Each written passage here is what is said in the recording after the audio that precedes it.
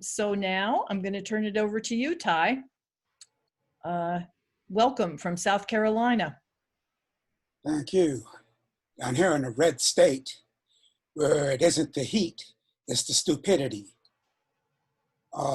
So I'm glad that Noam and Van kind of picked up a lot of stuff that set the frame for this discussion, so I don't have to do it.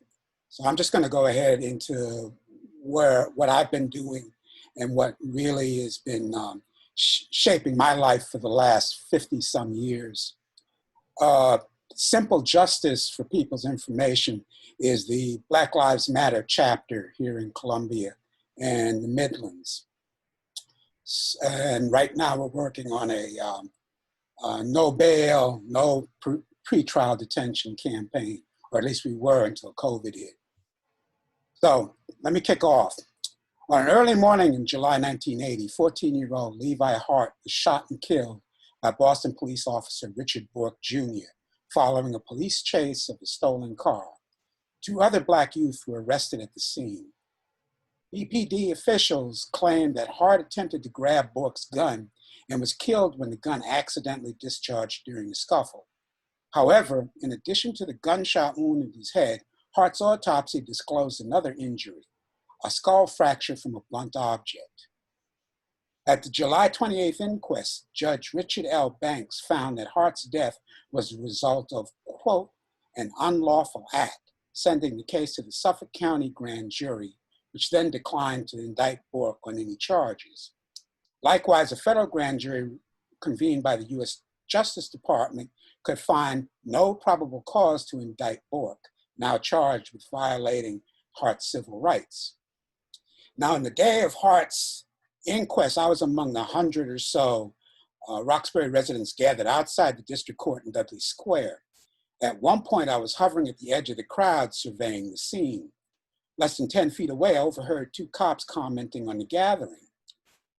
"You have to understand that these people all live in a garbage can," the older cop said sourly, "and our job is sitting on the lid." Sadly, this revelation wasn't shocking at all. Not at all. Belying the outcome absolving him of culpability, Bourke was not only unrepentant, but feeling aggrieved. "Cops have no civil rights," Bourke complained bitterly in an interview with Boston Globe following the acquittals. "People care more if someone like this kid gets killed. They've immortalized him. The kid is a hero to some people. It doesn't matter that he was a punk." Of the 9 police shootings of unarmed teenagers in Boston's past, 1 resulted in prison time, wrote Globe contributor Eric Levinson in 2015. Of the 9 teenagers shot in these accounts, 3 were white, 1 was Hispanic, and 5 were Black. 8 of these shootings were fatal, and 3 led to criminal charges against an officer, but just 1 case resulted in a prison sentence. Now, in a spate of similar incidents since Levi Hart's murder, unarmed Black men, women, and children have been gunned down, tasered, choked out, or brutally manhandled in parks, parking lots, on the street, and in their backyards or bedrooms.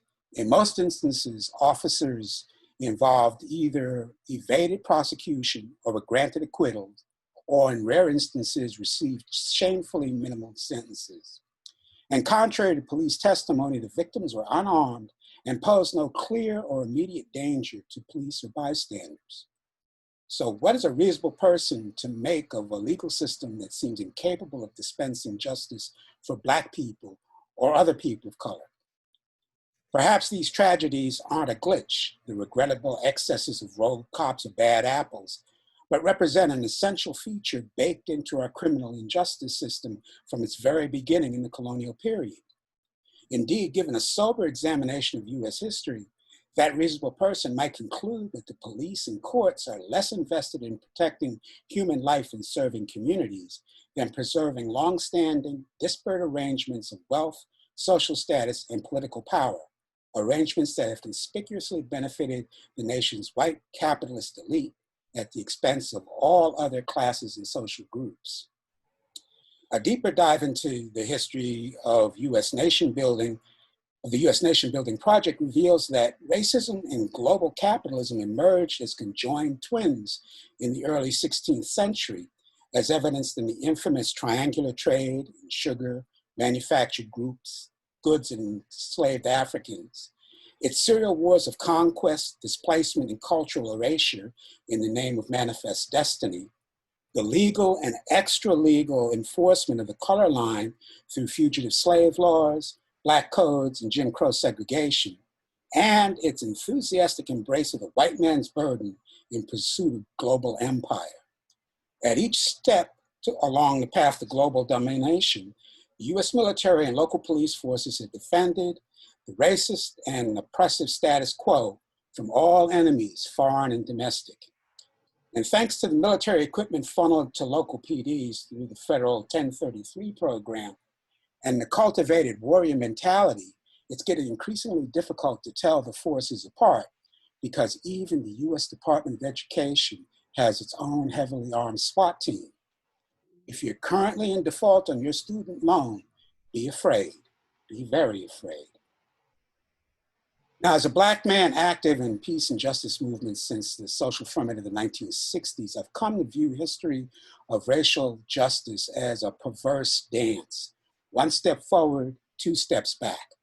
Emancipation, Black codes, Jim Crow. Civil rights laws, law and order, white backlash. A Black man in the White House, the Tea Party, Donald Trump.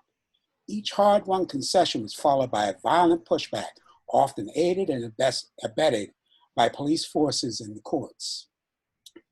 In the post-civil rights era, white America's position on racial matters has largely reflected a new consensus, a liberal conservative accord reached during the Clinton-George H.W. Bush presidential contest of 1992. At the time, both political parties were seeking support from the emerging white suburban middle-class majority, some of whom were the blue-collar Reagan Democrats interviewed by Democratic pollster Stan Greenberg. These people based their middle-class identity on the ability to avoid living near, socializing with, or working beside Black people. This new consensus became the official bipartisan narrative of the post-civil rights era, actively and aggressively building on positions promoted by the Nixon, Reagan, Bush, and Clinton administrations. Indeed, even a casual observer will note that Bill Clinton did more to dismantle the tenuous social contracts of the New Deal and Great Society in 6 years than Reagan and Bush had accomplished in 12. Echoing the positions previously championed by neoconservative intellectuals in successive Republican and Democrat administrations, adherents to this consensus assert, one, that liberal social initiatives of the 60s were not only ineffective, but destructive of the Black community, and worse still, unfair to innocent whites. Two, that Black urban unrest and rising incidents of drug use and street crime justified strong measures to restore law and order, measures resulting in the blanket criminalization of the African American community. That is, in any random police encounter, Black people were to be presumed guilty. Three, that the Black community was essentially two nations, separate and unequal, which pitted the deserving Black middle class against their pathological cousins, also known as the predatory and pathological underclass.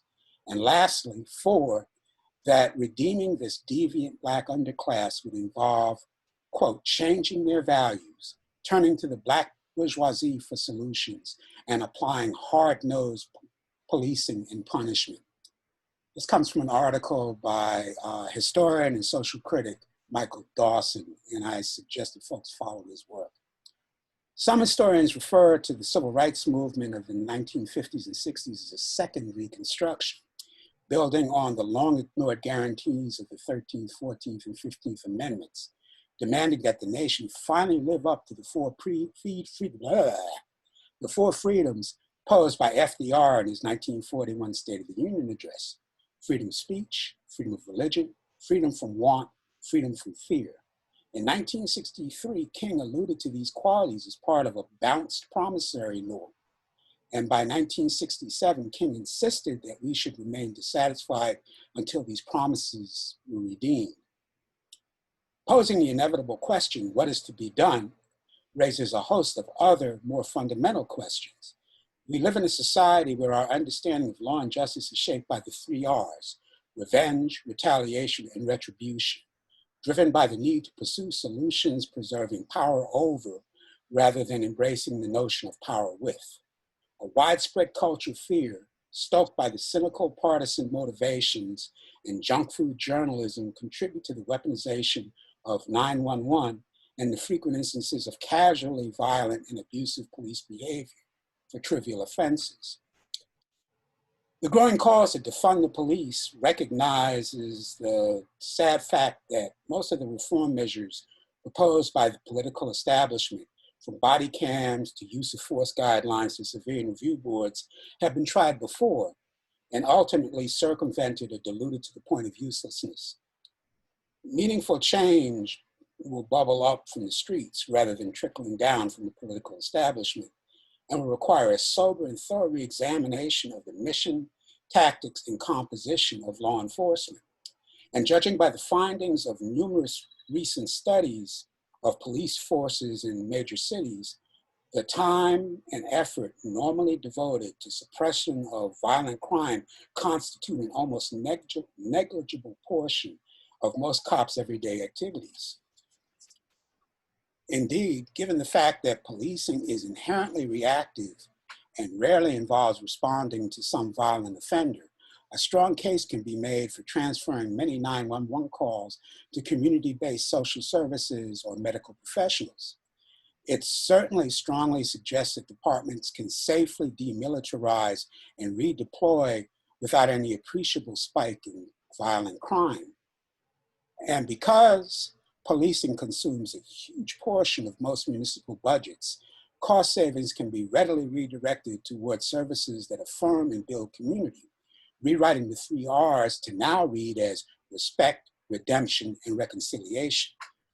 Good sense suggests that what's most needed is greater appreciation for the attributes of trust and respect, each of which ideally serve as social lubricants, combined with the values of mutual obligation and accountability, the social glue that holds everything together.